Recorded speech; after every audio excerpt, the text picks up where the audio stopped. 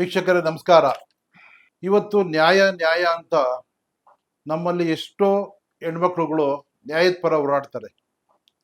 ಆ ಹೋರಾಡಿದಾಗ ಅವ್ರಿಗೆ ಯಾವುದೇ ರೀತಿ ರಕ್ಷಣೆ ಆಗಲಿ, ಯಾವುದೋ ಒಂದು ಇಂಟಿಮೇಷನ್ ಆಗಲಿ, ಸ್ಟೇಷನ್ ಕೊಡೋವಂಥದ್ದು, ಮತ್ತೆ ಡ್ರಿಂಕ್ಸು ಮಾರ್ತಾ ಇರ್ತಾರೆ, ಇಲ್ಲ ಮಾದಕ ವಸ್ತುಗಳ ಬಗ್ಗೆ ಆಗಿರ್ಬೋದು, ನಾವು ದೇವರು ಅಂತ ಪೂಜೆ ಮಾಡುವಂಥ ಹಸುಗಳ ಬಗ್ಗೆ ಹಸುಗಳನ್ನ ಕದ್ದಿ ಮಾರಾಟ ಮಾಡುವಂಥದ್ದು, ಯಾವುದೇ ಯಾವುದೇ ಯಾವುದೇ ಒಂದು ಅಹಿತಕರ ಘಟನೆ ನಡೀತಾ ಇರುತ್ತೆ.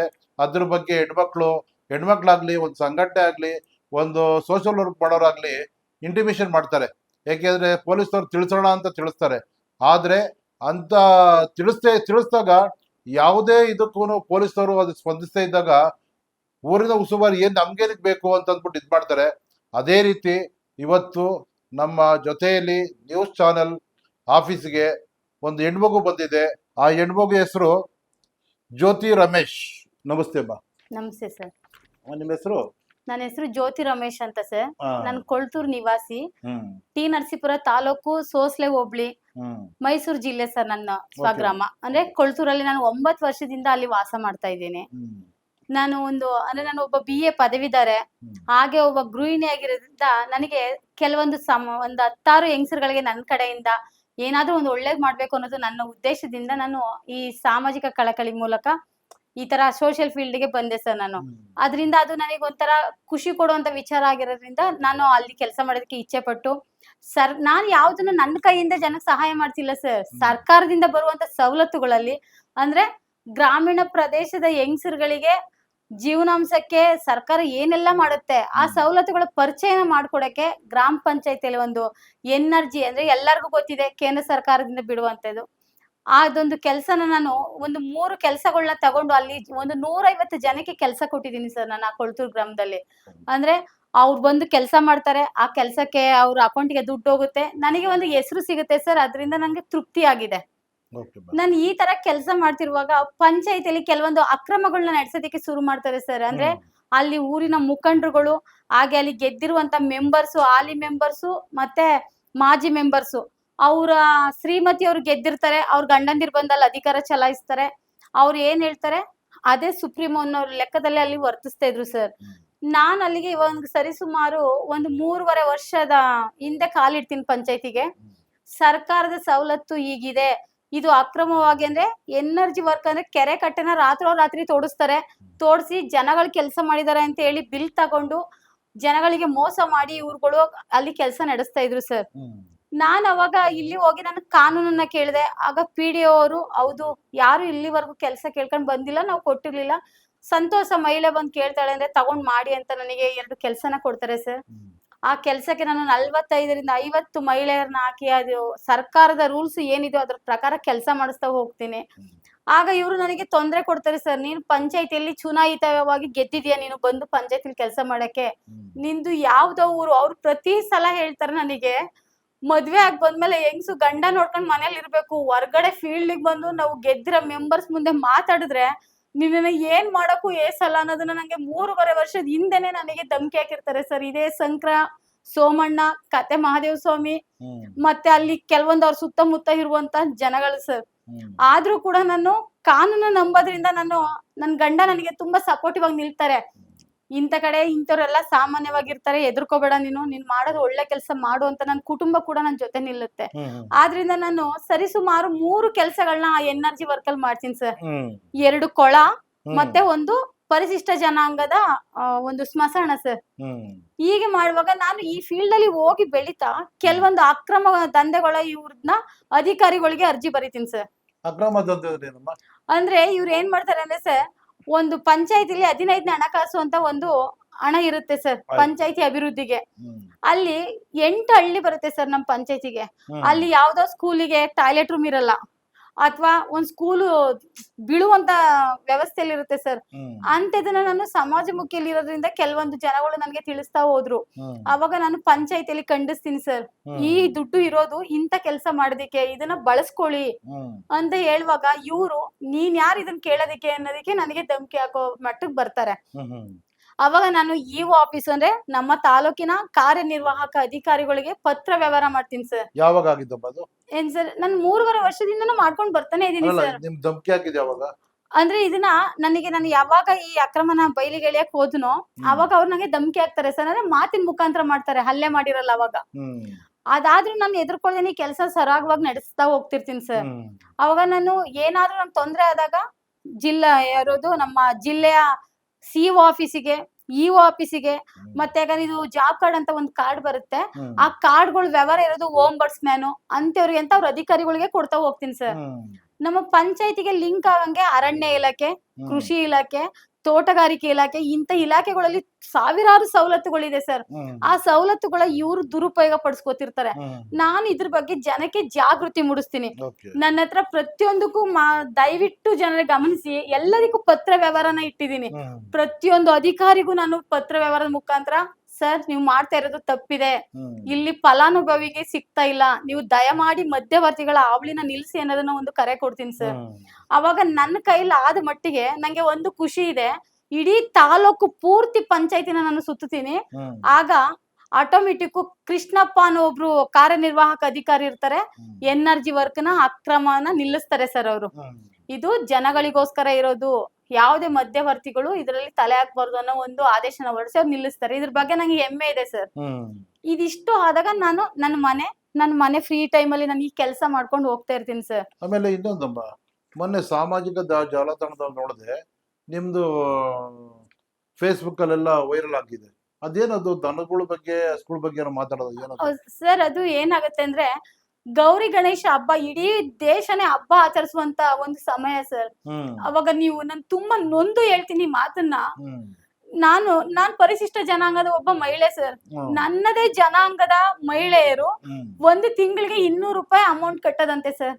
ಅದನ್ನ ಕಟ್ಟಿ ಒಂದು ವರ್ಷಕ್ಕೆ ಒಂದು 15 ಜನ ಒಂದೊಂದು ಗುಂಪಲ್ಲಿ ಸರ್, ಒಂದು 60 ರಿಂದ 70 ಜನ ಹೆಂಗಸರುಗಳು ನಮ್ಮ ನರಸೀಪುರ ಸಂತೆಯಲ್ಲಿ ಗೋವುಗಳ, ಅದು ಆರೋಗ್ಯಕರವಾಗಿರುವಂತ ಗೋವುಗಳು ನೋಡೋದಿಕ್ಕೆ ನಮ್ ಕಂದಮ್ಮ ತರ ಮುತ್ತಿಡ್ಬೇಕು ಸರ್. ಅಂತ ಗೋವುಗಳನ್ನ ತಗೊಬಂದು ಮಾರಣ ಹೋಮವಾಗಿ ನಮ್ಮ ಮನೆ ಪಕ್ಕದಲ್ಲಿ ಕಟ್ ಮಾಡೋ ವ್ಯವಸ್ಥೆನ ಮಾಡ್ತಾರೆ ಸರ್. ನಮ್ಮ ಮನೆ ವರಂಡ ತುಂಬಾ ದೊಡ್ಡದಾಗಿದೆ.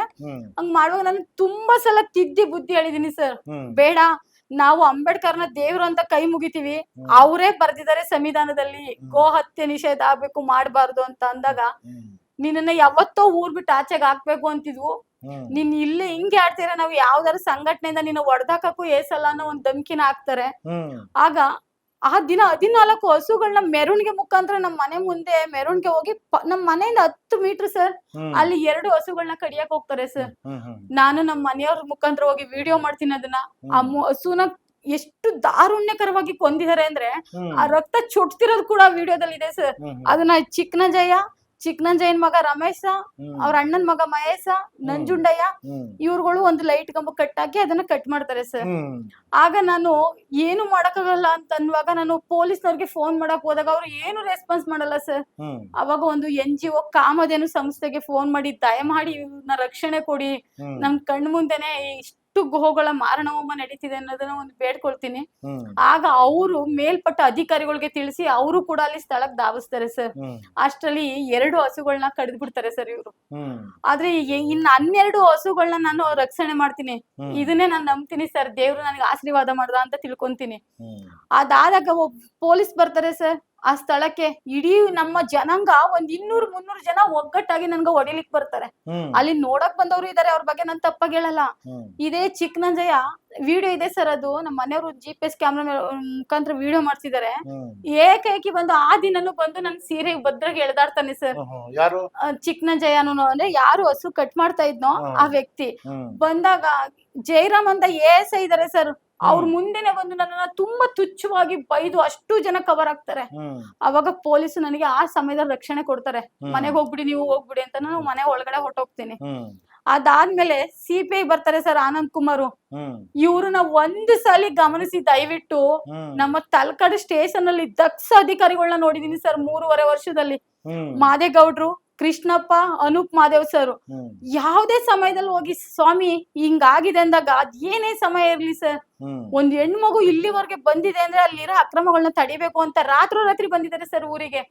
ಆದ್ರೆ ಈ ಸಿಪಿ ಆನಂದ್ ಕುಮಾರ್ ಅನ್ನೋ ವ್ಯಕ್ತಿ ಅವ್ರ ಗತ್ತು ಗಾಂಭೀರ್ಯನ ನೋಡಿದ್ರೆ ನಮ್ಮ ಮಿಲಿಟರಿ ಆಫೀಸರ್ಗಳು ಇದಾರಲ್ಲ ಅವ್ರಿಗಿಂತ ಮೇಲಿದ್ದಾರೆ ಅನ್ನೋ ತರ ಕಾಣಿಸ್ತಾರೆ ಸರ್. ಬಂದ್ ಹೇಳ್ತಾರೆ ನಮ್ ರಕ್ಷಣೆಗೆ ಪೊಲೀಸ್ನವ್ರು ನೀವು ಒಳಗೋಗಿ ಅಂದಾಗ ನಾವ್ ಎದ್ರಿ ಒಳಗಡೆ ಓಡೋಗ್ತಿವಿ.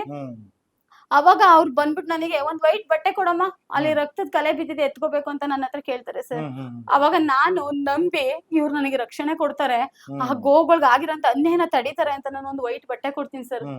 ಅದ್ ಕೊಟ್ಟಾಗ ಇದೆಲ್ಲ ಇವ್ ಅಮ್ಮನ್ಗೆ ಯಾಕೆ ಬೇಕಿತ್ತು ಇವೆಲ್ಲ, ರಾತ್ರಿ ಕರೆಸ್ತಾಳೆ ಇಲ್ಲಿಗೆ ಅನ್ಕೊಂಡು ಒಂಥರ ವ್ಯಂಗ್ಯವಾಗಿ ಅವತ್ತೇ ನನ್ ಮನ್ಸು ಹೊಡೆದೈತಿ ಸರ್ ಅವ್ರ ಬಗ್ಗೆ. ಹಂಗ ಹೇಳ್ಬಿಟ್ಟು ಹೊರ್ಟೋಗ್ಬಿಡ್ತಾರೆ. ಅದಾದ್ಮೇಲೆ ಅಲ್ಲಿ ಒಂದ್ 7-8 ಜನ ರಕ್ಷಣೆ ನಿಲ್ತಾರೆ ಸರ್. ಇದ್ರ ಬಗ್ಗೆ ನಾನು ಸುಳ್ಳು ಹೇಳಲ್ಲ, ಅಷ್ಟು ಜನ ಬಂದಿರೋದ್ರಿಂದ ನಂಗೆ ಏನಾಗುತ್ತೋ ಅನ್ನೋ ಇದಕ್ಕೆ ಅವ್ರು ನಿಂತ್ಕೊಂತಾರೆ ಪೊಲೀಸ್ನವ್ರು. ನಾನ್ ಮನೇಲಿ ಇರ್ತೀನಿ, ನಾನು ಸುಮೋಟ ಕೇಸ್ ಹಾಕ್ತೀನಮ್ಮ ಇವಾಗ ಹೋಗಿ ಅಂತಾರೆ. ಸರ್ ನಾನೇ ಸಾಕ್ಷಿ ಇದೀನಿ, ನನಗೆ ಅಲ್ಲೇ ಮಾಡಿದ್ದಾರೆ ಹಸುಗಳನ್ನ.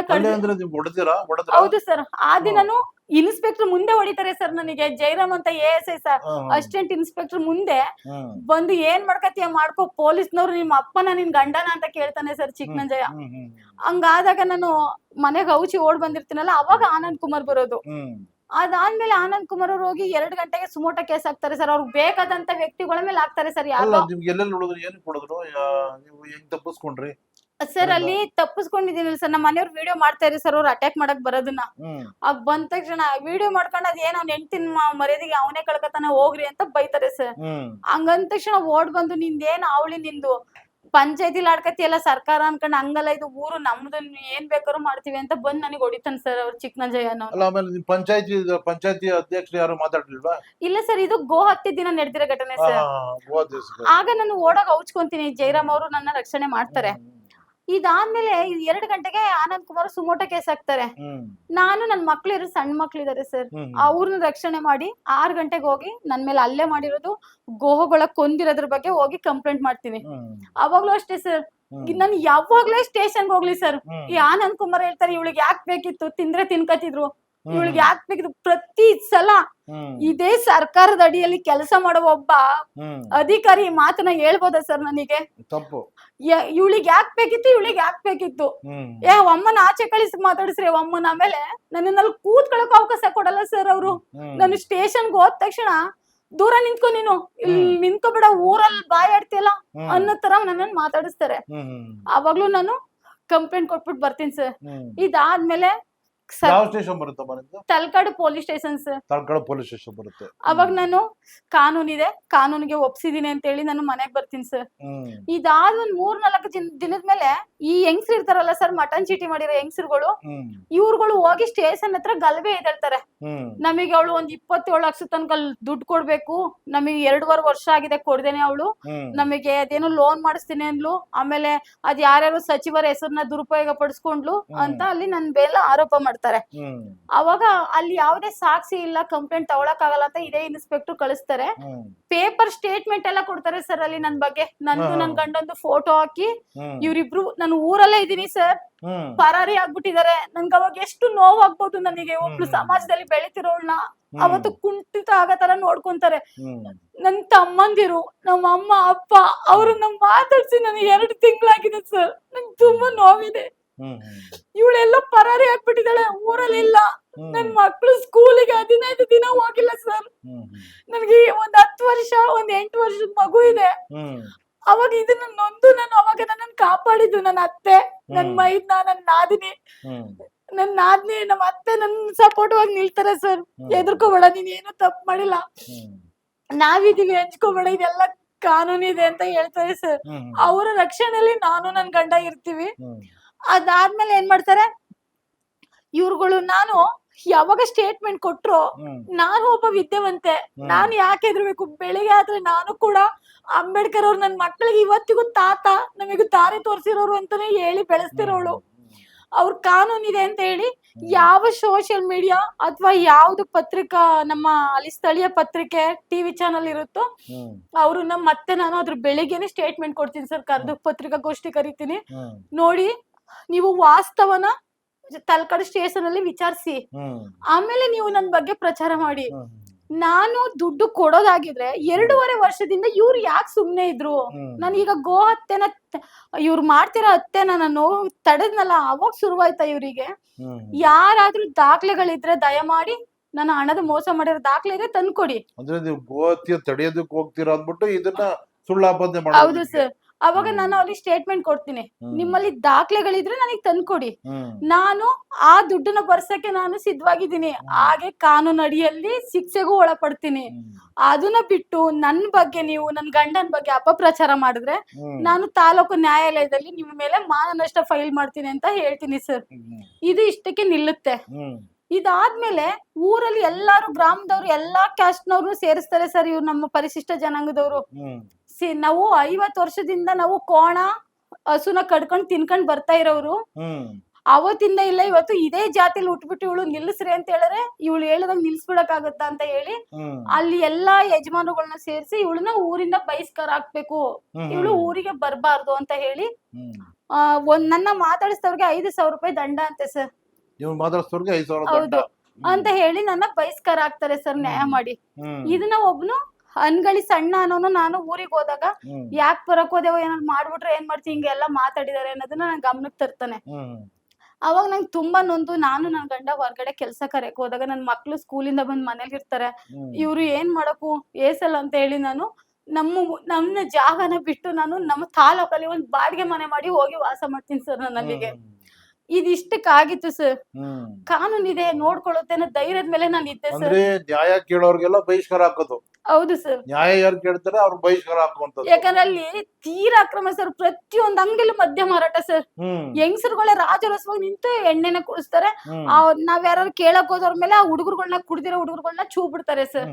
ಇಲ್ಲಿ ಕೈಲಾಸ್ ಮೂರ್ತಿ, ಮಂಜುನಾಥ, ಬೊಕ್ಲೈನ್ ಮಗ ಮಾದೇಸ್ವಾಮಿ ಅನ್ನೋರು ಅತಿ ಹೆಚ್ಚವಾಗಿ ಎಣ್ಣೆನ ಮಾರ್ತಾರೆ ಸರ್ ಅಲ್ಲಿ ಊರಲ್ಲಿ. ಅವ್ರೇನಾಗಿದ್ದಾರೆ ಊರಲ್ಲಿ ಅವ್ರ ಯಜಮಾನ್ರುಗಳು. ಹೌದು. ಇದಾದ್ಮೇಲೆ ನಾನು ನರಸೀಪುರದಲ್ಲಿ ವಾಸ ಮಾಡ್ತೀನಿ ಸರ್. 18ನೇ ತಾರೀಕು, ಈ ತಿಂಗಳ 18ನೇ ತಾರೀಕು ನಮ್ಮ ಪಂಚಾಯಿತಿಯಲ್ಲಿ ಗ್ರಾಮ ಸಭೆನ ಏರ್ಪಡಿಸ್ತಾರೆ. ಅವಾಗ ನಾನು ನಂದು ಒಂದು NRG ವರ್ಕ್ ನಡೀತಿರುತ್ತೆ ಸರ್. ಯಾವ 18ನೇ ತಾರೀಕು ಲಾಸ್ಟ್ ಹೋಯ್ತಲ್ಲ ಈಗ ಸರ್, ಮೊನ್ನೆ ಶನಿವಾರ ಆಯ್ತಲ್ಲ, ಅವಾಗ ನಾನು ಅದು ಪ್ರಚಾರ ಮಾಡಿರ್ತಾರೆ ಸರ್. ಗ್ರಾಮ ಸಭೆ ಪಬ್ಲಿಕ್ಗೋಸ್ಕರ ಗ್ರಾಮ ಸಭೆ ನಡೆಸ್ತಿದೀವಿ ಅಂತ ನಾನು ಗ್ರಾಮ ಸಭೆಗೆ ಹೋಗಿ ಅಟೆಂಡ್ ಮಾಡ್ತೀನಿ. ಅದು ನಮ್ಮ ಮನೆಯವರು ಅದಕ್ಕೆ ಸರ್ ದೇವರು ಅಂಬೇಡ್ಕರ್ ಏನ್ ಕಾನೂನು ಹೇಳ್ಕೊಟ್ನೋ ಆ ಕಾನೂನು ಇವತ್ತು ನನ್ ಕೈ ಹಿಡಿಯುತ್ತೆ ಅನ್ನೋ ನಂಬಿಕೆ ನನ್ಗೆ ಇನ್ನೂ ಉಳಿದಿದೆ. ನಮ್ಮ ಮನೆಯವರು ನಂದೇ ಮೊಬೈಲ್ ಅಲ್ಲಿ ಫೇಸ್ಬುಕ್ ಲೈವ್ ಅಲ್ಲಿ ಇರ್ತಾರೆ ಸರ್. ನಾನು ಅಷ್ಟು ಜನನು ಕೂತಿರ್ತಾರೆ ಅಲ್ಲಿ. ಅಧ್ಯಕ್ಷರಿಗೆ PDOಗೆ ಒಂದು ಅಕ್ರಮ ಕೆಲಸ ನಡೆದಿರುತ್ತೆ ಸರ್. ಅದ್ರ ಬಗ್ಗೆ ಪ್ರಶ್ನೆ ಮಾಡ್ತಾ ಇರ್ತೀನಿ. ಅವ್ರ ದಾಟಿಯಲ್ಲಿ ಉತ್ತರ ಅವ್ರು ಕೊಡ್ತಾ ಇರ್ತಾರೆ. ಅವಾಗ ಒಂದ್ ಹೆಂಗ್ಸು ಹಿಂದೆಗಡೆ ನಿಂತ್ಕೊಬಿಟ್ಟು, ಇದ್ನೆಲ್ಲ ಕೇಳಕ್ ನೀನ್ ಯಾರು, ಊರಲ್ಲಿ ನಿನ್ನ ಬಹಿಷ್ಕಾರ ಹಾಕದ್ಮೇಲೆ ಪುನಃ ಬಂದ್ ಕೂತಿದೆ ಇಲ್ಲಿ ಅಂತ ಹೇಳ್ತಾಳೆ ಸರ್. ಅವಾಗ ನಾನು ಎದ್ಬಿಟ್ಟು ಇದಕ್ಕೂ ಅದಕ್ಕೂ ಸಂಬಂಧ ಇಲ್ಲಮ್ಮ, ನಾನ್ ಕೇಳದೆ ಬೇರೆ ಅಂತ ನಾನ್ ಹೇಳ್ತೀನಿ. ಅವಾಗ ಫಸ್ಟ್ ನಾನ್ ದುಡ್ಡು ಕೊಡ್ಬೇಕಲ್ಲ, ಕೊಡು ಅಂತಾಳೆ. ಅವಾಗ ನಾನ್ ಹೇಳ್ತೀನಿ, ನೀವು ಅವತ್ತು ನನ್ ಬಗ್ಗೆ ಹೀಗೆ ಹೇಳಿದ್ರಿ, ಯಾವ ದುಡ್ಡು ಕೊಡ್ಬೇಕು, ಎಲ್ಲಿ ಏನು ಹೇಳಮ್ಮ, ನಾನು ನನ್ ಗಂಡ ಬಂದಿದೀವಿ ಕೊಟ್ಬಿಟ್ಟು ಹೋಗ್ತೀವಿ ಅಂತ ಹೇಳ್ತೀನಿ ಸರ್. ಹಂಗ ನಾನು ಅಮ್ಮನ ಜೊತೆ ಎದುರು ಬದ್ರು ಮಾತಾಡ್ತಿದೀವಿ ಸರ್. ಲೈವ್ ಅಲ್ಲೇ ಇದೆ. ಮಾದೇಸ್ವಾಮಿ, ಸಂಕ್ರಣ, ಸೋಮಣ್ಣ, ಈ ಹುಡುಗ ಯಾರೋ ಕಿಶೋರ್ ಅನ್ನೋನು, ಇನ್ನೊಬ್ಬ ಬೊಕ್ಲೈ ಮಾದೇಸ್ವಾಮಿ ನನ್ ಸುತ್ತರ್ದ್ ಬಿಡ್ತಾರೆ ಸರ್. ನಮ್ಮ ಮನೆಯವ್ರು ದೂರದಲ್ಲಿ ಲೈವ್ ಮಾಡ್ತಿರ್ತಾರೆ. ಸುತ್ತರ್ದು ಏನಮ್ಮ ದೇವಿ ನೀನ್ ಕೇಳೋದು, ನೀನು ನಿಮಗೆ ಇಲ್ಲೇನ್ ಗೆದ್ದಿದ್ಯಾ ಅಥವಾ ಏನು, ಯಾವ್ದೋ ಊರಲ್ಲಿ ಹುಟ್ಟು ಬಂದ್ ಇಲ್ಲಿ ಮದ್ವೆ ಆಗ್ಬಿಟ್ರೆ ನೀನ್ ಹೇಳ್ದಂಗ್ ಕೇಳ್ತಾರ ಅಂತ ಹೇಳಿ ಮೊಬೈಲ್ ಎತ್ತಿ ಅವ್ನು ನನ್ಗೆ ಇಲ್ಲಿ ಕಪಾಲ್ ಕೊಡಿತಾನೆ ಸರ್. ನಂಗೆ ಆ ಕ್ಷಣ ನಂಗೆ ಏನಾಯ್ತು ಅಂತಾನೆ ಗೊತ್ತಿಲ್ಲ ಸರ್. ನಂದು ವ್ಯಾನಿಟಿ ಬ್ಯಾಗ್ ಅಲ್ಲಿ ಒಂದು ಪಿಂಕ್ ಕಲರ್ ವ್ಯಾನಿಟಿ ಬ್ಯಾಗ್ ಇರುತ್ತೆ, ಚೇರ್ ಮೇಲೆ ಇಟ್ಕೊಂಡಿರ್ತೀನಿ ಸರ್. ನಾನು ನನ್ ಮಗುದ್ ಒಂದ್ ಹಳೆ ಕಾಲ್ ಚೈನ್ ಒಂದ್ ಜೊತೆ 40,000 ರೂಪಾಯಿ ಅಮೌಂಟು, ನನ್ ಮಕ್ಕಳದ್ 2 ಬರ್ತ್ ಸರ್ಟಿಫಿಕೇಟ್, ನಂದೊಂದು ಆಧಾರ್ ಕಾರ್ಡ್ ಇರುತ್ತೆ. ಸೋಮಣ್ಣನವರು ನನ್ ಬ್ಯಾಗ್ ನ ಕಿತ್ತಿ ಎಸಿತಾನೆ ಸರ್, ಎತ್ಕೊಳ್ರಿ ಇಲ್ಲಿ ಎಷ್ಟಿದೆ ಅಂತ. ಅದಾದ್ಮೇಲೆ ನಾನು ಬ್ಯಾಗ್ ಅನ್ನೋಷ್ಟ್ರಲ್ಲಿ ಹಿಂದೆಗಡೆಯಿಂದ ಅವನು ತಲೆ ಮೇಲೆ ಹೊಡೆದು ನಾನು ಒಂಟಿ ಪಿನ್ ಮಾಡಿರ್ತೀನಿ ಸರ್. ಅಷ್ಟು ಜನದ ಮುಂದೆ ಎಲ್ಲಾ ಅಧಿಕಾರಿಗಳಿದ್ದಾರೆ, ಯಾರದು PDO ಇದಾರೆ, ಸೆಕ್ರೆಟರಿ ಇದಾರೆ, ಅಧ್ಯಕ್ಷರಿದ್ದಾರೆ. ಅವ್ರ ಮುಂದೆ ನನ್ ಸರಗ್ನ ಎಳೆದ್ ಬಿಡ್ತಾನೆ ಸರ್, ಕಿತ್ತಾಕ್ತಾನೆ ಸರ್. ಅಷ್ಟ್ರಲ್ಲ ನಮ್ ಗಂಡನ್ ಕೂಕಳ್ಬೇಕು, ನಿಮ್ ಮನೆಯವ್ರು ಹೊಡ್ಬರ್ವಾಗ ಮೊಬೈಲ್ ನ ಬಿಸಾಕ್ತಾರೆ. ಮೊಬೈಲ್ ಕೆಳಗಡೆ ಬೀಳುತ್ತೆ ಸರ್. ನನ್ ಗಂಡನ್ ಮುಖ ಅದ್ರಲ್ಲಿ ಕಾಣಿಸ್ತಿದೆ ನೋಡಿ, ಓಡ್ಬಂದ್ ಮೊಬೈಲ್ ಎತ್ಕೋತಾರೆ. ನನ್ ಗಂಡ ಬಂದ ತಕ್ಷಣ ನನ್ ಗಂಡನ ಮೇಲೆ ಕೆಳಗಡೆ ಬೀಳಿಸಿ ಅವ್ರನ್ನ ತಳಿಸ್ತಾರೆ. ಅಷ್ಟ್ರಲ್ಲಿ ನಾವು ಎದ್ದು ಪಂಚಾಯತಿ ಒಳಗಡೆ ಓಡೋಗಕ್ ಹೋಗುವಾಗ ಅಲ್ಲೂ ಬಿಡಲ್ಲ ಸರ್ ಅವ್ರು ನಮ್ಮನ್ನ. ಎಷ್ಟು ಹೀನಾಯವಾಗಿ ನಡ್ಕೊಂಡಿದ್ದಾರೆ ಅಂದ್ರೆ ನನ್ನನ್ನ ಟೋಟಲ್ ಆಗಿ ತುಳಿಬೇಕು. ಆ ದಿನ ನನ್ ಪ್ರಾಣ ಹೋಗ್ಬೇಕು. ನಾನು ಸತ್ತೋಗ್ಬಿಟ್ರೆ ಅವರಿಗೆ ಯಾರ್ಯಾರೋ ಗೊತ್ತಿದಾರಂತೆ, ಅದ್ರಿಂದ ಬಚಾವಾಗ್ ಬರ್ತಾರಂತೆ. ಹಂಗೇಳಿ ನಾನು ಒಳಗಡೆ ಪಂಚಾಯತಿ ಒಳಗಡೆ ಓಡೋಗ್ತಿರೆ, ಒಂದು ಪಾತ್ರೆಯಲ್ಲಿ ಗೋಮಾಂಸನ ತಂದು ಅವಳು ಬಾಯಿಗೆ ಮೆತ್ತಿ ನಾವು ತಿನ್ನದ್ನವಳು ಹಬ್ಬದ್ ಪಾಡ್ಯ ಮಾಡ್ತಾ ಇದ್ವು. ತಿನ್ನ ಕಿಸ್ಕೊಬಿಟ್ಲು. ಇವತ್ತು ಅವಳಿಗೆ ತಿನ್ಸಿ ಕಳಿಸಿ ಕರಳು ಕಿತ್ತಾಕ್ತಾಳ ನೋಡೋಣ ಅಂತ ತುಂಬಾ ಕೆಟ್ಟದಾಗ ನಡ್ಕೊಂತಾರೆ ಸರ್. ಗೋಮಾಂಸನ ತಗೋ ಬರ್ತಾರೆ ಸರ್ ಅವರು. ಆದ್ರೆ ನಾನು ಗೋಮಾಂಸ ಅನ್ನೋದು ನನಗೆ ಗೊತ್ತಿಲ್ಲ. ಬಾಕ್ಸ್ ಅಲ್ಲಿ ಮಟನ್ ತರ್ತಾರೆ ಸರ್ ಅವರು. ಅದೆಲ್ಲ CC ಕ್ಯಾಮ್ರಾದಲ್ಲಿ ಇದೆ. ಪಂಚಾಯತಿ ನಾನು ಓಡಾಗಿ ಪಂಚಾಯತಿ ಒಳಗಡೆ ನುಕ್ಕೊಂತೀನಿ ಸರ್. ಅಲ್ಲಾದ್ರೂ ಕಿಶೋರ್ ಅನ್ನೋನು ಪಂಚಾಯತಿ ಒಳಗಡೆ ನೋಡಿ ಸರ್ ನೀವು CC ಕ್ಯಾಮ್ರಾನ, ಅಲ್ಲೂ ಬಿಡಲ್ಲ ಸರ್, ತಳ್ತಿದ್ರು ಬಿಡಲ್ಲ. ಓಡ್ ಬಂದ್ ನನ್ಗೆ ಅಲ್ಲಿ ತಳ್ಳಾಡ್ತಾನೆ ಸರ್ ನನ್ನನ್ನ. ನನಗೆ ಎದ್ರಕೊಂಡು ಅಧ್ಯಕ್ಷ ರೂಮ್ ಒಳಗಡೆ ಬಾಗ್ಲ ಹಾಕೊಂಡೆ. ನಾನು ಅಧ್ಯಕ್ಷ ರೂಮ್ ಒಳಗಡೆ ಬಾಗ್ಲ ಹಾಕೊಂಡಾಗ ಅವ್ರು ಬಂದು ಇವ್ರು ಹೇಳ್ತಾರೆ, ಗಣಸರು ನಮ್ದೆಲ್ಲ ಮುಗೀತು, ಹೆಂಗಸರುಗಳು ಹೋಗಳು ಸೀರೆ ಬಿಚ್ಚಾಕ್ರಿ, ಅವಾಗಳು ಆ ಮರ್ಯಾದೆಗಳು ಸತ್ತಿಲ್ಲ ಅಂದ್ರೆ ಇನ್ನೋಳು ಹೆಣ್ಣಾಗಕ್ಕೆ ನಾಲಾಯಕು ಅಂತ ನನಗೆ ಹೇಳ್ತಾರೆ ಸರ್ ಅವರು. ಅಲ್ಲಿ ಅಷ್ಟೊತ್ತು ನಡೀತಾ ಇದ್ರುನು ಅಧ್ಯಕ್ಷರಾಗ್ಲಿ PDO ಆಗ್ಲಿ ಪೊಲೀಸಿಗೆ ಫೋನ್ ಮಾಡಲ್ಲ ಸರ್. ಅಂದ್ರೆ ಇವ್ರ ಉದ್ದೇಶ ಇವ್ರ ಅಕ್ರಮಗಳನ್ನ ನಾನು ತಡಿತಾನೆ ಬಂದೆ ಆಗ್ಲಿ ಅನ್ನೋದೇ ಇವ್ರ ಉದ್ದೇಶ ಆಗಿರುತ್ತೆ. ನಾನು ಅಧ್ಯಕ್ಷ ರೂಮಲ್ಲಿ ಇದ್ದಾಗ ನಂಗೆ ಏನ್ ಮಾಡ್ಬೇಕು ಅನ್ನೋದು ಗೊತ್ತಾಗಲ್ಲ ಸರ್. ತುಂಬಾ ಸುತ್ತುವರೆದ್ ಬಿಡ್ತಾರೆ ಎಲ್ಲಾರು. ಅವಾಗ ನಾನು ಸಾಮಾಜಿಕ ಜಾಲತಾಣದ ಮೊರೆ ಹೋಗಿ ತಾಯಿ ಮಾಡಿ ನನ್ಗೆ ರಕ್ಷಣೆ ಬೇಕು ಅಂತ ಕೈ ಮುಗಿತೀನಿ. ಅದು ಬಾಗಿಲು ಕೂಡ ತೋರಿಸ್ತೀನಿ, ನಾನು ಬಾಗ್ಲು ಹಾಕೊಂಡಿದೀನಿ, ದಯಮಾಡಿ ನನಗೆ ಯಾರು ರಕ್ಷಣೆ ಮಾಡಿ ಅಂತ. ನಾನು ಕೆಲವೊಂದು ಹೋರಾಟಗಾರನ ನೋಡ್ತಿರ್ತೀನಿ. ನಮ್ಮ ಸ್ಥಳೀಯ ಶಾಸಕರು ಮಾದೇವಪ್ಪ ಅವರು, ಹಾಗೆ ಪ್ರತಾಪ್ ಸಿಂಹ ಸಾಹೇಬ್ರು, ಛಲವಾದಿ ನಾರಾಯಣ ಸ್ವಾಮಿ ಅವ್ರ ಹೆಸರನ್ನ ಹೇಳಿ ದಯಮಾಡಿ ನನ್ನ ಕಾಪಾಡಿ. ನನಗೆ ಇಷ್ಟು ಹಿಂಸೆ ಕೊಡ್ತಾ ಇದಾರೆ. ನಾನು ನಮ್ಮಪ್ಪ ರೈತ ಆಗಿರೋದ್ರಿಂದ ನಾನು ಹಸುನ ಕೈ ಮುಗ್ದು ಬಂದವಳು. ನನಗೆ ಅದನ್ನ ತಿನ್ಸೋ ಪ್ರಯತ್ನ ಮಾಡ್ತಿದ್ದಾರೆ. ನನ್ ಬದುಕಿದ್ದು ಸತ್ತಂಗೆ ಅದನ್ನ ಮುಟ್ಟಿದ್ರೆ ಅಂತ ಹೇಳಿ ನಾನು ಕಣ್ಣೀರ್ ಹಾಕ್ತೀನಿ ಸರ್.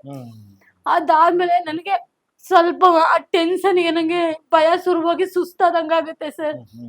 ನಮ್ಮ ಮನೆಯವರು 112 ಫೋನ್ ಮಾಡ್ತಾರೆ. 2 ಅವರ್ ಬಿಟ್ಟು ಅವ್ರು ಬರ್ತಾರೆ ಸರ್ ಅಲ್ಲಿಗೆ ಗಸ್ತು ವಾಹನದವರು. ಹೌದು.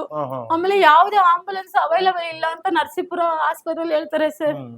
ಅದಾದಾಗ ನಮ್ಮ ಮನೆಯವರ ಸ್ನೇಹಿತರು ಸುಂದರರಾಜ್ ಅಂತ, ನರಸೀಪುರ ತಲಕಾಡು ಮಾಜಿ ಅಧ್ಯಕ್ಷರು ಸರ್, ಅವರು ಸ್ವಂತ ವಾಹನ ತಗೋ ಬರ್ತಾರೆ. ಅವ್ರನ್ನು ಒಳಗಡೆ ಬಿಡಲ್ಲ ಸರ್. ಎಲ್ಲೇ ಕರ್ಕೊಂಡು ಹೋಗ್ತೀರ ಅವಳನ್ನ, ಸತ್ತೋದ್ರು ಒಂದೇ ಸಲ ಮಣ್ಣು ಮಾಡ್ಕೊಂಡು ಹೋಗ್ಬಿಡಾರೆ, ಖುಷಿ ಆಗ್ಬಿಡುತ್ತೆ ಅನ್ನೋ ಮಾತನ್ನ ಹೇಳ್ತಾರೆ. ಇವ್ರು ಗಸ್ತು ವಾಹನದವ್ರು ಬಂದು ತೆಗೆಯಮ್ಮ ಜ್ಯೋತಿ ನಾನು ಅಂತಾರೆ. ನಾನು ಬಾಯಿದಲ್ಲಿ ಬಾಗಿಲನ್ನ ತೆಗಿಯಲ್ಲ ಸರ್. ಅದಾದ್ಮೇಲೆ ನಮ್ಮ ಮನೆಯವರು ಬಾಗಿಲು ತೆಗಿತಾರೆ. ನೋಡಿ ಸ್ವಾಮಿ ನಿಮ್ ಮುಂದೆನೆ ಅಂತ ಹೇಳುವಾಗ ಇನ್ನು ಕೆಟ್ಟ ಬೈತಾನೆ ಇರ್ತಾರೆ ಸರ್ ಹೆಂಗಸರುಗಳು. ಪೊಲೀಸರು ಬಂದ್ರು? ಹೌದು ಸರ್, ಇಬ್ರೇ ಪೊಲೀಸ್ ಬರೋರು. ಅದಾದ ಅರ್ಧ ಗಂಟೆಗೆ ಆನಂದ್ ಕುಮಾರ್ ಬರ್ತಾರೆ. ನಾನು ಮತ್ತೆ ಬಾಗ್ಲ ಹಾಕೊಂತೀನಿ ಸರ್ ಎದ್ರುಕೊಂಡು. ಅವರೇ ಒಳಗೋಗ್ಬಿಡಿ ಅಂತಾರೆ ಸರ್ ನಮ್ಮನ್ನ, ಗಸ್ತು ವಾಹನದವರು. ನಮಗೆ ಭಯ ಆಗುತ್ತೆ, ಒಳಗೋಗ್ಬಿಡಮ್ಮ ಏನಾರು ಮಾಡ್ಬಿಟ್ರೆ. ಹೌದು ಸರ್. ಆಗ ಆನಂದ್ ಕುಮಾರ್ ಒಂದ್ ಕ್ಯಾಮ್ರಾ ಹಾಕೊಂಡ್ ಬರ್ತಾರೆ ಸರ್ ಎದೆ ಹತ್ರ. ಆಗ ಬಂದ್ಬಿಟ್ಟು ಏನಮ್ಮ ನಿಂದು ಅಂತ ನನ್ನ ಕೇಳ್ತಾರೆ. ಆಗ ನಂಗೆ ತುಂಬಾ ಸುಸ್ತಾಗಿದೆ ಸರ್, ನೀವೇ CC ಕ್ಯಾಮ್ರಾ ಚೆಕ್ ಮಾಡಿಸಿ, ನನಗೆ ಈ ತರ ಎಲ್ಲಾ ಅವಮಾನ ಮಾಡಿದ್ರು ಸರ್, ಸರಿ ಬಿಡಮ್ಮ ಅಂತ ಈಚೆಗೆ ಹೋಗ್ತಾರೆ ಸರ್. ಅವಾಗ ಹೋದಾಗ ನಾನು ಇವ್ರು ಬಂದ್ರಲ್ಲ, ಇವ್ರ ಮುಖಂದ್ರ ನಾನು ಆಸ್ಪತ್ರೆಗೆ ಹೋಗ್ಬಿಡೋಣ ಅಂತ ಎದ್ದು ಈಚೆಗೆ ಬರ್ತೀನಿ ಸರ್. ಆಗ ಮತ್ತೆ ನನಗೆ ಅಲ್ಲಿ ಅಟ್ಯಾಕ್ ಮಾಡಕ್ ಅಷ್ಟು ಜನ ಇದ್ರು, ಇವ್ರು ಚೆದರ್ಸಲ್ಲ ಸರ್. ಹೌದು ಸರ್. ಇದೇ ಆನಂದ್ ಕುಮಾರ್ ಸಾಹೇಬ್ರು ಇದ್ದಾಗ ನಾನು ಇವ್ರ ಮುಖಂದ್ರ ಹೋಗ್ಬಿಡೋಣ ಗಾಡಿಲಿ ಅನ್ಕೊಂಡು ನಾನು ಈಚೆಗೆ ಬರ್ತೀನಿ ಸರ್. ಅವಾಗ್ಲೂ ಅವ್ರು ನನ್ನ ಹೊರ್ಗ ಹೋಗಕ್ಕೆ ಜನ ಬಿಡಲ್ಲ. PDO ಅವ್ರು ಎಲ್ಲ ಅವ್ರ ರೂಮಲ್ಲಿ ಸುಮ್ನೆ ಇದಾರೆ ಸರ್. ಅದಾದ್ಮೇಲೆ ನನ್ ಕಣ್ಣಂಗೆ ನನ್ ಕೈ ಸುಸ್ತಾಗ್ತದೆ, ತೀರಾ ತಡ್ಕೊಳಕ್ ಆಗಲ್ಲ ಅಂದಾಗ ನಾನು ಅದೇ ರೂಮ್ಗೆ ಹೋಗಿ ಕೂತ್ಬಿಡ್ತೀನಿ. ಆಮೇಲೆ ನನ್ ಬ್ಯಾಗು ಅಂತ ನೋಡ್ಕೊಂಡು ನಮ್ ಮನೆ ಬೀಗ ಇರುತ್ತೆ ಸರ್ ಅದ್ರಲ್ಲಿ. ಆಮೇಲೆ ನಮ್ ಮನೆಯವರು ಬೈಕ್ ನಾವು ಬಂದ್ವಲ್ಲ ಸರ್ ಪಂಚಾಯತಿಗೆ, ಬೈಕ್ ನಿಲ್ಸಿರ್ತೀವಿ. ಒಬ್ಬ ವಾಟರ್ ಮ್ಯಾನ್ ಬಂದ್ ಕೇಳ್ತಾರೆ, ಅಣ್ಣ ಬೀಗ ಕೊಡ್ಬೇಕಂತ ಬೈಕ್ ಹೊರ್ಗಾಕ್ಸಕ್ ಹೇಳ್ತಾರೆ ಸಾಹೇಬ್ರು ಅಂತಾರೆ. ಅವಾಗ ನಾನು ಕೊಡ್ಬೇಡ್ರಿ ನಂಬಿಕೆ ಇಲ್ಲ ಅಂತ ನಾನೇ ಹೇಳ್ತೀನಿ ಸರ್. ಅದಾದ 10 ನಿಮಿಷಕ್ಕೆ ಸುಂದರರಾಜನ್ ಅವ್ರ ಹತ್ರ ನಮ್ಮ ಮನೆಯವ್ರು ಬೀಗ ಕೊಡ್ತಾರೆ, ಅಣ್ಣ ನಮ್ ಬೈಕ್ ಎತ್ಕೊಳ್ಳಿ ಅಂತ. ಅವ್ರು ಹೋಗಿ ನೋಡಿದ್ರೆ ಬೈಕ್ ಇರಲ್ಲ ಸರ್ ಅಲ್ಲಿ, ಇರಲ್ಲ. ಆಗ ನಾನು ಇವ್ರಿಗೆ, ಸರ್ ನಮ್ ಬೈಕ್ ಅಲ್ಲಿ ನನ್ ಮಕ್ಳು ಕೀ ಇದೆ ಸರ್, ಇದೆಲ್ಲ ಆಗೋಕೆ 4 ಗಂಟೆ ಆಗಿರುತ್ತೆ ಸರ್. ನನ್ ಮಕ್ಳು ಸ್ಕೂಲಿಂದ ಮನೆಗ್ ಬರೋ ಸಮಯ. ಒಬ್ಬ ತಾಯಿಯಾಗಿ ತನ್ನ ಮಕ್ಳು ನೋವು, ನಾವಿಬ್ರು ಇಲ್ಲಿ ಲಾಕ್ ಆದಾಗ ನನ್ ಮಕ್ಕಳ ಪರಿಸ್ಥಿತಿ ಏನು ಅನ್ನೋದು ನಂಗೆ ನೋವಾಗುತ್ತೆ. ಅವಾಗ ಬೀಗ ಇದೆ ಅಂತ ನೋಡುವಾಗ ಇದೇ ಆನಂದ್ ಕುಮಾರ್ ಹೇಳ್ತಾರೆ, ಮುಂಚೆ ಗೊತ್ತಿರ್ಲಿಲ್ವಾ ನಿಮ್ಗೆ ಇದೆಲ್ಲ ಆಗತ್ತೆ ಅಂತ ಬಂದ್ ಕಂಪ್ಲೇಂಟ್ ಕೊಡೋಕ್ ಹೋಗಿ ಬೀಗ ಕೊಡ್ತೀನಿ. ಬೈಕ್ ನ ಸ್ಟೇಷನ್ ಅಲ್ಲಿ ಇಸ್ಕೊಂಡ್ರೆ ಆ ವ್ಯಕ್ತಿಗೆ ಸ್ವಲ್ಪನಾದ್ರೂ ಮಾನವೀಯತೆ, ಅಧಿಕಾರಿ ಬೇಡ, ಒಂದ್ ಮಾನವೀಯತೆ ಇದೆ ಅಂತಿದ್ರೆ ನನ್ ಜೊತೆ ಹಂಗ್ ವರ್ತಿಸ್ತಿರ್ಲಿಲ್ಲ ಸರ್ ಅವರು. ಇದೇ ಕತೆ ಮಾದೇಸ್ವಾಮಿ ಜೊತೆ ತುಂಬಾ ಒಡನಾಟ ಇಟ್ಕೊಂಡಿರೋ ಒಬ್ಬ ವ್ಯಕ್ತಿ. ಊರಲ್ಲಿ ಏನೇ ಅಕ್ರಮ ಆಗಿ ಫೋನ್ ಮಾಡಿದ್ರೆ ಮೊದ್ಲು ಹೇಳೋದು ಇವನಿಗೆ ಸರ್, ಕತೆ ಮಾದೇಸ್ವಾಮಿಗೆ ಹೇಳೋದು. ಅದಾದ್ಮೇಲೆ ಅದು ಸಿಗಲ್ಲ ಸರ್ ಅದು. ಅವಾಗ ನಾನು ಒಂದ್ ಆಟೋ ಹುಡುಗನ್ ಫೋನ್ ಮಾಡಿ ನನ್ ಮಕ್ಕಳನ್ನ ಮನೆಗ್ ಕರ್ಕೊಂಡು ಹೋಗಕ್ ಹೇಳ್ತೀನಿ ಅವ್ರ ಮನೆಗೆ. ಅವಾಗ ಇದೆಲ್ಲ ಆದಾಗ ಸ್ವಲ್ಪ ತಣ್ಣಗಾಗುತ್ತೆ ಸರ್.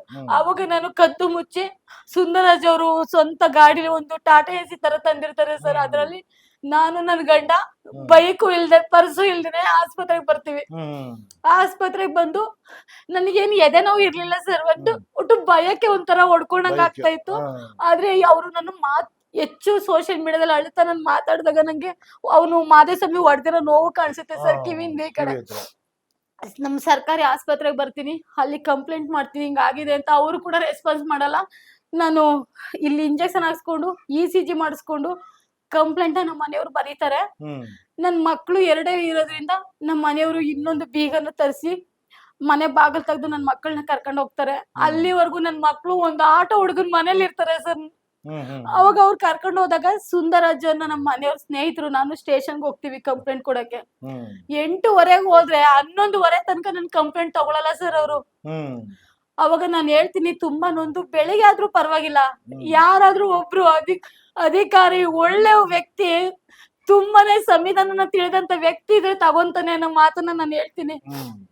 ಆಗ 11:30 ನನ್ಗೆ FIR ಹಾಕ್ತಾರೆ ಸರ್. ಆಗ FIR ಹಾಕಿದಾಗ ನಾನು ನನ್ನ ಸ್ವಂತ ಆಟೋ ಮಾಡ್ಕೊಂಡು ಅವ್ರು ಸುಂದರಾಜನ್ ಅವರು ನನ್ನ ಹೋಗಮ್ಮ ಅಂತ ಕಳಿಸ್ಕೊಬಿಟ್ಟು ಅವ್ರು ತಲ್ಕಡ್ ವಾಸಿ ಸರ್, ಅವರು ಹೋಗ್ತಾರೆ. ಇದಿಷ್ಟು ನಡೀತು ಸರ್. ಇದಿಷ್ಟ ಆದ್ಮೇಲೆ ಮತ್ತೆ ನ್ಯಾಯಿಗೆ ಸೇರ್ತಾರೆ ಸರ್. ಅದ್ರ ಬೆಳಿಗ್ಗೆ FIR ಆದ್ರೂ ಕೂಡ ಅವ್ರನ್ನ ಈ ಆನಂದ್ ಕುಮಾರ್ ಮುಟ್ಟಲ್ಲ ಸರ್, ಮುಟ್ಟಲ್ಲ. ಮತ್ತೆ ನ್ಯಾಯಿಗೆ ಸೇರ್ತಾರಂತೆ. ಇದು ಅಂತ್ಯಕ್ಕಂತೆ ನನಗೆ ಗೊತ್ತಿಲ್ಲ ಸರ್. ಯಾರು ಹೇಳಿಕೆ ತಗೊಳ್ಳೋದು, ಅರೆಸ್ಟ್ ಮಾಡೋದಿಲ್ಲ, ಇಲ್ಲ ಸರ್, ಏನು ಮಾಡೋದಿಲ್ಲ. ಮತ್ತೆ ಅವ್ರನ್ನ ಅಲ್ಲಿ ನ್ಯಾಯಿಗೆ ಸೇರ್ಬಿಟ್ಟು ಇನ್ನು ಊರ್ಗಳು ಬರಂಗಿಲ್ಲ, ಅವಳು ಪಂಚಾಯತಿನೂ ಊರಿಗೆ ಸೇರಿದ್ದು. ಏನಾದ್ರು ಬಂದ್ರೆ ಆದಾಗ್ಲಿ ಅವಳು ಗಂಡನ ಎತ್ಬಿಡಿ ಅನ್ನೋ ಮಾತನ್ನ ಇದೇ ಕತೆ ಮಾದೇಸ್ವಾಮಿ ಮತ್ತೆ ಬೊಕ್ಲೈನ್ ಮಾದೇಸ್ವಾಮಿ ಅನ್ನೋನು ಸಂಕ್ರಾನ ಆಮೇಲೆ ಎಷ್ಟು ವರ್ಷದಿಂದ ಅವರು ನರಸೀಪುರ ನೋಡಿದಾರೆ, ಎಲ್ಲಿ ಬೇಕಾದ್ರೂ ಮುಗಿಸ್ಬಿಡ್ಬೋದು ಅವಳನ್ನ ನಮ್ಮ ಮಾತನ್ನ ಅಲ್ಲಿ ಹೇಳ್ತಾರಂತೆ ಸರ್. ಇದೇ ಯಜಮಾನರುಗಳು ಅನ್ನಿಸ್ಕೊಂಡವ್ರು ಸರ್. ಆಮೇಲೆ ಎಲ್ಲಾ ಜಾತಿಯವ್ರಿಗೂ ಯಾರೇ ಬಂದ್ ಕೇಳಿದ್ರು ದುಡ್ಡು ಕೊಡ್ಬೇಕು ಅನ್ನಿ ಹೆಂಗಸರುಗಳು. ನಾವು ನಿಮ್ಮ ಮದ್ವೆ ಅದೇನೋ ಮದ್ವೆಗೆ ಕಾರ್ಯಕ್ಕೆ ಮುಂಜಿಗೆ ಬೇಡವ ಯಜಮಾನ್ರುಗಳು, ಅವಳು ಯಾವಳನ್ನು ವಹಿಸ್ಕೊತೀರಾ ಈ ಮಾತು ಹೇಳ್ಬೇಕು ಅನ್ನೋದನ್ನ ಅಲ್ಲಿ ತೀರ್ಮಾನ ಮಾಡ್ತಾರೆ. ಅದಾದ್ಮೇಲೆ ನಾನು ನರಸೀಪುರ ಮನೇಲಿ ಇರೋದ್ರಿಂದ ಅಲ್ಲೇ ಇರ್ತೀನಿ. ಅದಾದ್ಮೇಲೆ ಸೋಮವಾರ ನಾನು ಕಂಟಿನ್ಯೂ ಇಲ್ಲಿ ನೋಡಿ ಸರ್, ನನ್ ಕೆನ್ನೆ ಫುಲ್ಲು ಊದ್ಕೊಳ್ಳುತ್ತೆ. ಕಂಟಿನ್ಯೂ ನಾನು ಅಲ್ಲಿ MLC ಮಾಡ್ಸಿದೀನಿ ಆಸ್ಪತ್ರೆಯಲ್ಲಿ. ಹಾಗೆ ನಾನು 3 ದಿನ ಕಂಟಿನ್ಯೂ ಆಸ್ಪತ್ರೆಗೆ ಹೋಗ್ತೀನಿ ಸರ್. ನನಗೆ ತೀರ ಏನು ಮುಟ್ಟಕ್ಕಾಗಲ್ಲ, ಏನಿಲ್ಲ. ಅದಾದ್ಮೇಲೆ ನಾನು ನಮ್ಮ ಸ್ಥಳೀಯ ಸಂಘಟನೆ ಬರುತ್ತೆ, ನಿಮ್ ನೆರವಿಗೆ ಬರ್ತೀನಿ ಅಂತ ಹೇಳಿ ಗೋ ಹತ್ಯೆ ತಡೆದಿದಂತ ಸಂಘಟನೆಯವರು 2 ಬರ್ತಾರೆ. ಅವಾಗ ಹೋಗಿ ಕಂಪ್ಲೇಂಟ್ ಏನಾಯ್ತು ಅಂತ ವಿಚಾರಿಸಕ್ಕೆ ಹೋಗ್ತೀವಿ ಸರ್ ಸೋಮವಾರ ಸ್ಟೇಷನ್ಗೆ. ಅವಾಗ ಹೋದಾಗ ಇದೇ ವ್ಯಕ್ತಿ ನಾನ್ ಮುಂಚೆ ಹೇಳದ್ನಲ್ಲಮ್ಮ ನಿನ್ನ ನನ್ ಖಾಸಗಿ ವಿಚಾರನ ಮಾತಾಡ್ತಾರೆ ಸರ್ ಆನಂದ್ ಕುಮಾರ್. ಇವರಿಗೆ ಅದನ್ನ ಕೊಟ್ಟು ರೈಟ್ಸ್ ಯಾರು ಸರ್? ಇದನ್ನ ಒಬ್ಬ ಪಬ್ಲಿಕ್ ಇಂತ ಕಡೆ ಹೋಗ್ಬೇಡ, ಅಕ್ರಮ ನಡೀತಾ ಇದ್ರೆ ತಡಿಲಿ ಸರ್. ಅವಾಗ ಅವ್ರು ನನಗೆ ಹೇಳ್ತಾರೆ ಸರ್ ನಮಗ್ ಕಂಪ್ಲೇಂಟ್ ಕೊಟ್ನಲ್ಲ, ಅವ್ರನ್ನ ಇವತ್ತಿನವರೆಗೂ ನೀವು ಅರೆಸ್ಟ್ ಮಾಡಿಲ್ಲ. ನನಗೆ ನೀನ್ ನ್ಯಾಯ ಕೇಳ್ಬೇಡ ಕಣಮ್ಮ, ನೀನು ನನಗ್ ಗೊತ್ತು ಮಾಡ್ಬೇಕೋ ಮಾಡ್ಬಾರ್ದು ಅಂತ. ಆ ಹೆಂಗಸರುಗಳಿಗೆಲ್ಲ ದುಡ್ಡಿನ ಬಗ್ಗೆ ಕಂಪ್ಲೇಂಟ್ ಕೊಡಿ ಅಂತಿದೀನಿ, ಅವಾಗ ನೋಡುವಂತೆ ನಿಮಗೆ. ಏನೋ ಯಾವ್ದೋ TV ಚಾನಲ್ಗಳು ನೋಡ್ಕೊಂಡು ಆಟ ಆಡಿದ್ರೆ ನಡೆಯಲ್ಲ, ಏನು ಊರು ಉಸಾಬರಿ ನಿನ್ಗೆ ಯಾಕಮ್ಮ ಬೇಕು, ಮಕ್ಳಿದಾರ ತಾನೆ ನೋಡ್ಕೊ ಇರೋದಲ್ವಾ ಅಂತ ನನಗೆ ಹೇಳ್ತಾರೆ. ಆಮೇಲೆ ಒಂದು ನಮ್ಮೂರು ಸ್ಮಶಾನದಲ್ಲಿ ಸರ್ಕಾರದ ಜಾಗ ಒತ್ತುವರಿ ಮಾಡ್ಕೊತಿರ್ತಾರೆ, ಅದ್ರ ಬಗ್ಗೆ ನಾನು ಹೋಗಿರ್ತೀನಿ. ಅಲ್ಲಿಗೆ ಯಾಕಮ್ಮ ಹೋಗಿದ್ದೆ ನೀನು, ನಿನ್ಯಾರ ಅಲ್ಲಿಗೆ ಹೋಗಕ್ ಹೇಳ್ದವ್ರು ಅಂತಾರೆ. ಅವಾಗ ನಂದ್ ಕೆಲ್ಸ ಇತ್ತು ಸರ್, ನಾನು ಹೋಗಿದ್ದೆ ಅಂತ ಹೇಳ್ತೀನಿ. ಅವಾಗ ಅವ್ರು ಹೇಳ್ತಾರೆ ವಿಡಿಯೋ ಮಾಡ್ತಿದ್ದಂತೆ ನೀನು. ಅವಾಗ ನನ್ ಗಂಡಂಗ್ ವಿಡಿಯೋ ಮಾಡಿ ನಾನು ಇಲ್ಲಿ ಇದೀನಿ ಅಂತ ತೋರಿಸ್ತಿದ್ದೆ ಅಂದ್ರೆ, ಗಂಡಂಗ್ ಹೇಳ್ದೇನೆ ಹೋಗಿದ್ಯಾ, ಇದನ್ನ ಬೇರೆ ತರ ತಿಳ್ಕೊತೀನಿ ನಾನು ಅಂತಾರೆ. ಇಂತ ಅವಿವೇಕಿ ಒಬ್ಬ ಇನ್ಸ್ಪೆಕ್ಟರ್ನ ಇಂಥವ್ರ ಸ್ಟೇಷನ್ ಬೇಕಾ ಸರ್? ನೀವು ನನಗೆ ಬೇಕಾದ್ರೆ ಏನೇ ಶಿಕ್ಷೆ ಕೊಟ್ರು ನನ್ ಸಿದ್ಧ. ಒಬ್ಬ ಹೆಂಗ್ಸಿಗೆ ನಾನು ಬೇರೆ ರೀತಿ ತಿಳ್ಕತೀನಿ ಅಂದ್ರೆ ಇವ್ರಿಗೆ ನನ್ ಬಗ್ಗೆ ಏನ್ ಗೊತ್ತು? ಇಂತ ಒಬ್ಬ ಅಧಿಕಾರಿಗಳಿಂದ ನಾವು ಸೋಷಿಯಲ್ ವರ್ಕ್ ಸಮಾಜ ಸೇವೆ ಮಾಡ್ತೀನಿ ಅನ್ನೋ ಎಷ್ಟೋ ಜನನ ತುಳಿದು ಬಿಡ್ತಾರೆ ಸರ್ ಇವರು. ಇವ್ರು ಕೆಲ್ಸದಲ್ಲಿ ಇರ್ಬೋದು, ಇವ್ರಷ್ಟೇ ವಿದ್ಯಾಭ್ಯಾಸನ ನಾವು ಕಲ್ತಿದೀವಿ, ಆದ್ರೆ ಇವ್ರು ನಮಗೆ ತಪ್ಪುನ ತಿದ್ದಿ ತಿಳುವಳಿಕೆ ಹೇಳಿ ಹಿಂಗ್ ಹೋಗಿ ಅಂತ ಹೇಳ್ಬೇಕು. ಆದ್ರೆ ಒಬ್ಬ ಒಬ್ಬ ಸಂಸಾರಸ್ಥ ಹೆಂಗ್ಸಿನ ನಾನು ಬೇರೆ ತರ ತಿಳ್ಕೊತೀನಿ, ನನಗೆ ಯಾವ ತರ ತಿಳ್ಕೊತಾರೆ ಇವ್ರು? ಹಂಗೆ ಇಂತ ವ್ಯಕ್ತಿಯಿಂದ ನನಗೆ ನ್ಯಾಯ ಸಿಗಲ್ ಸಿದ್ಧನ, ನ್ಯಾಯ ಕೊಡಿಸ್ತಾರ? ನನ್ನ ನೋವು ನನಗೆ ಕಾಡಿ ಈ ದಿನ ನಾನು ಈ ಸಾಮಾಜಿಕ ಜಾಲತಾಣದಲ್ಲಿ ಹಾಕ್ತೀನಿ, ನನ್ಗೆ ಯಾವುದೇ ಸಹಾಯ ಸಿಗ್ಲಿಲ್ಲ. ಅಲ್ಲಿ ಕಂಪ್ಲೇಂಟ್ ನ ಹೋಗಿ ಕೇಳ್ದೆ, ಅಲ್ಲೂ ಸಿಗ್ಲಿಲ್ಲ. ಆದ್ರಿಂದ ನನಗೆ ತಿಳಿದು ನಾನು ನಿಮ್ಮ ಚಾನಲ್ಗೆ ನಿಮ್ಮ ಮುಖಾಂತರ ನನಗೆ ನ್ಯಾಯ ಬೇಕು ಅಂತ ನಾನು ಇಲ್ಲಿಗೆ ನಾನು ಸ್ವತಃ ಬಂದಿದ್ದೀನಿ ಸರ್. ನಿಮ್ ಕಡೆಯಿಂದ ನನಗಾಗಿರುವಂತ ಅನ್ಯಾಯ ಮತ್ತೊಬ್ಬ ಯಾವುದೇ ಸಮಾಜ ಸೇವಕಿಗಾಗ್ಲಿ ಅಥವಾ ಯಾವುದೇ ಮಹಿಳೆಗಾಗ್ಲಿ ಅಥವಾ ನಮ್ಮ ಭಾರತದ ಯಾವುದೇ ಪ್ರಜೆಗೂ ಈ ತರ ನೋವು ಸಂಕಟ ಆಗ್ಬಾರ್ದು ಸರ್. ಯಾಕಂದ್ರೆ ಸಂವಿಧಾನ ಇವತ್ತಿನವರೆಗೂ ಬದುಕಿದೆ, ಬದುಕ್ಬೇಕು ಅದು ಖಂಡಿತ. ಅದರಿಂದ ನಾನು ಇಲ್ಲಿಗೆ ನ್ಯಾಯ ಕೇಳಕ್ ಬಂದಿದ್ದೀನಿ ಸರ್. ನಿಮ್ ಮುಖಾಂತರ ನಂಗೆ ನ್ಯಾಯ ಬೇಕು ಸರ್. ಆಯ್ತಮ್ಮ, ಇವಾಗ ನೀವು ನಮ್ಮ ಸಂಸ್ಥೆ ಮಾನವ ಹಕ್ಕುಗಳ ಸಂಸ್ಥೆಗೂ ಬಂದಿದ್ದೀರಿ, ಜೊತೆಯಲ್ಲಿ ನ್ಯೂಸ್ ಚಾನೆಲ್ಗೂ ಬಂದಿದ್ದೀರಿ. ಹೌದು ಸರ್. ಇವಾಗ ನಮ್ಮಿಂದ ನಿಮ್ಗೆ ಏನಾಗ್ಬೇಕಮ್ಮ? ಮೊದಲು ಅವ್ರನ್ನ ಅರೆಸ್ಟ್ ಮಾಡ್ಬೇಕು ಸರ್. ಯಾರನ್ನಮ್ಮ? ಯಾರು ಈ ಗೋಹತ್ಯೆ ಯಾವ್ದು ಗೋಹತ್ಯೆ ಕಡಿತಾ ಇದ್ರು, ಗೋಗಳನ್ನ ಧಾರಾಳವಾಗಿ ಅದನ್ನ ಕೊಲೆ ಮಾಡ್ತಾ ಇದ್ರು ಅವರು. ಹಾಗೆ ಒಬ್ಬ ಹೆಂಗ್ಸು ಅನ್ನೋದು ಗೊತ್ತಿಲ್ಲ, ಒಂದು ಸರ್ಕಾರಿ ಕಾರ್ಯಕ್ರಮದಲ್ಲಿ ನನ್ನನ್ನ ಅಷ್ಟು ಜನದ ಮುಂದೆ ನನ್ನ ಮಾನಭಂಗ ಮಾಡೋ ಮಟ್ಟದಲ್ಲಿ ಬಂದು ಬಟ್ಟೆ ಬರಿ ಎಳೆದು ನನ್ಗೆ ಹಲ್ಲೆ ಮಾಡಿ ಸಾಕ್ಷಿ ಕೂಡ ಇದೆ ಅದಕ್ಕೆ. ಇಷ್ಟೆಲ್ಲ ಮಾಡಿರೋ ಅವ್ರನ್ನ ರಾಜರೋಸವಾಗಿ ತಿರುಗಾಡಕ್ ಬಿಟ್ಟಿರುವಂತ ಪೊಲೀಸ್ ಇಲಾಖೆ ಅವ್ರನ್ನ ಮೊದಲು ಅರೆಸ್ಟ್ ಮಾಡ್ಬೇಕು ಸರ್. ಎಫ್ಐಆರ್ ಆಗಿದೆಯಲ್ಲ? ಆಗಿದೆ ಸರ್. ಎಫ್ಐಆರ್ ಮಾಡಿದ್ದೀರಿ? ಎಫ್ಐಆರ್ ಶನಿವಾರ 11:00 ಆಗಿದೆ ಸರ್ ರಾತ್ರಿ. ಇವತ್ತಿನವರೆಗೂ ಅವ್ರನ್ನ ಮುಟ್ಟುವಂತ ಪ್ರಯತ್ನ ಮಾಡಿಲ್ಲ. ತಗೊಳ್ಳಿ ಸರ್, ಇದು ಅವ್ರ ಮೇಲೆ ಎಫ್ಐಆರ್ ಆಗಿರುವಂತ ಕಾಪಿ.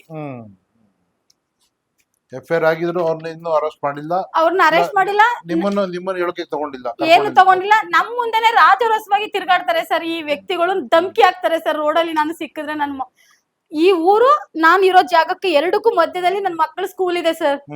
ನಾಳೆ ದಿನ ನನ್ನ ಮಕ್ಕಳಿಗೆ ಏನಾದ್ರು ಹೆಚ್ಚು ಕಡಿಮೆ ಇದೆ, ಆನಂದ್ ಕುಮಾರ್ ಜವಾಬ್ದಾರಿ ಆಗ್ತಾರೆ ಸರ್. ಯಾಕಂದ್ರೆ ಇವ್ರು ಪ್ರತಿ ಸಲ ಮಕ್ಳಿದಾರೆ ನನ್ನ ಮರ್ತು ಬಿಟ್ಟಿದ್ಯಾ ನೀನು, ಇವ್ರನ್ನ ಎದುರಾಕತಿ ಅನ್ನೋ ಮಾತನ್ನ ಇವ್ರು ನನಗೆ ಹೇಳ್ತಾರೆ ಸರ್. ಅಮ್ಮ, ನಾನು ಮಾನವ ಹಕ್ಕುಗಳ ಸಂರಕ್ಷಣಾ ಸಂಘದ ರಾಜ್ಯಾಧ್ಯಕ್ಷನಾಗಿ ಜೊತೆಯಲ್ಲಿ ಪತ್ರಿಕೆ ಜೊತೆಯಲ್ಲಿ ಚಾನೆಲ್ ಇದಾಗಿ ನಾನು ಹೇಳ್ತೀನಿ ನಿಮ್ಗೆ, ಪೊಲೀಸರು ಎಲ್ಲಾರು ಕೆಟ್ಟವರಲ್ಲ, ಅದರಲ್ಲಿ ಯಾರೋ ಒಬ್ರು ಇರ್ತಾರೆ. ಯಾಕೆ ನಿಮ್ಗೆ ಆಗಿರೋ ಅನ್ಯಾಯಕ್ಕೆ ನ್ಯಾಯ ಕೊಡಿಸೋ ದಿಕ್ಕದಲ್ಲಿ ನಾವು ಬರ್ತೀವಿ, ಹೋಗೋಣ. ಆಮೇಲೆ ದಯವಿಟ್ಟು ನಾನು ಹೇಳೋದು ಏನಂತಂದ್ರೆ, ಅಧಿಕಾರಿಗಳಾಗಿರ್ಬೋದು, ಇಲ್ಲ ಮೈಸೂರು ಉಸ್ತುವಾರಿ ಸಚಿವರಾಗಿರ್ಬೋದು, ಇಲ್ಲ ಅಲ್ಲಿನ ಸ್ಥಳೀಕರು MLA ಆಗಿರ್ಬೋದು, ಏನಾಗಿದೆ ಅಂತಂದ್ರೆ ಇವತ್ತು ಅನ್ಯಾಯನ ಕೊಂಡ್ಕೊಂಡು ನ್ಯಾಯದ ಕಡೆ ಯಾರು ದಯವಿಟ್ಟು ಹೋಗ್ತಾ ಇಲ್ಲ. ಯಾಕೆಂದ್ರೆ ಅನ್ಯಾಯ ಯಾರು ಮಾಡ್ತಾರೋ ಅವ್ರನ್ನ ಒಳಗಾಕೊಂಡು ಅವ್ರ ಹತ್ರ ಜೋಬಿಗೆ ಹಣ ಹಾಕ್ಸ್ಕೊತಿರೋ ಇಲ್ಲ ಇನ್ನೊಂದು ಮಾಡಿಸ್ಕೊತಿರೋ ಗೊತ್ತಿಲ್ಲ. ದಯವಿಟ್ಟು ಯಾವತ್ತಿದ್ರು ನಮ್ಮ ನ್ಯಾಯನೇ. ಹಾಗಾಗಿ ನಾನು ಎಲ್ಲ ಅಧಿಕಾರಿಗಳಿಗೂ ನೋಡಿ, ಮೈಸೂರು ಜಿಲ್ಲೆ ಬರುತ್ತಮ್ಮ, ಮೈಸೂರು ಜಿಲ್ಲೆ ಜಿಲ್ಲಾಧಿಕಾರಿಗಳಿಗೆ ಹೇಳೋದು ಅಷ್ಟೇನೆ, ಮತ್ತೆ ಮೈಸೂರು ಜಿಲ್ಲೆ SP ಅವ್ರಿಗೆ ಹೇಳೋದು ಅದನ್ನೇ, ಮತ್ತೆ DC ಅವ್ರಿಗೆ ಹೇಳೋದು ಇದನ್ನೇ. ದಯವಿಟ್ಟು ಆಕೆಗೆ ನ್ಯಾಯ ಕೊಡಿಸಿ. ನಾವು ಸಹ ಬರ್ತೀವಿ, ನಾವು ಸಹ ಆ ಯಮ್ಮನ ಜೊತೆ ಇತ್ಕೊಳ್ತೀವಿ. ಯಾಕೆ ಅಂತಂದ್ರೆ ಅನ್ಯಾಯ ಮಾಡಿದವರು ಯಾವತ್ತೂ ತಪ್ಪಿಸ್ಕೋಬಾರ್ದು, ಶಿಕ್ಷೆಗೆ ಒಳಗಾಗ್ಬೇಕು. ನ್ಯಾಯನ ಎತ್ತಿ ಹಿಡಿದು ಆ ಯಮ್ಮ ಇಷ್ಟೆಲ್ಲ ಕಷ್ಟ ಬಿದ್ದು ಆಕೆ ಬಡಿಸ್ಕೊಂಡು ಮನೆಯಿಂದ ಒಂದು ಪಂಚಾಯಿತಿ ಆಫೀಸಲ್ಲಿ ಕೂಡಾಕಿ ಆ ಯಮ್ಮನ್ನ ತಿರ್ಗಾ ಅಲ್ಲಿಂದ ಹಾಸ್ಪಿಟ್ಲಿಗೆ ಹೋಗಿ ಹಾಸ್ಪಿಟ್ಲಗೂ ಪೊಲೀಸವ್ರು ಬಂದು ಒಂದು ಮಾಜರಾಗ್ಲಿ ಏನಾಯ್ತು ಅಂತ ಕೇಳ್ತಾ ಇಲ್ಲ. ಹಾಗಾಗಿ ದಯವಿಟ್ಟು ಆ ಯಮ್ಮನ ನ್ಯಾಯ ಸಿಗೋವರೆಗೂ ಆ ಯಮ್ಮನ ಜೊತೆ ನಾವು ಇರ್ತೀವಿ ಅಂತ ಹೇಳ್ತಾ, ಆ ಯಮ್ಮನ ನ್ಯಾಯ ಸಿಗ್ಲಿ, ಕೊಡ್ತಾರೆ ಅನ್ನೋ ಒಂದು ಮನೋಭಾವದಿಂದ ಇಲ್ಲಿಗೆ ಈ ಕಾರ್ಯಕ್ರಮ ಮುಗಿಸ್ತಾ ಇದ್ದೀವಿ. ಜೈ ಕರ್ನಾಟಕ ಮಾತೆ.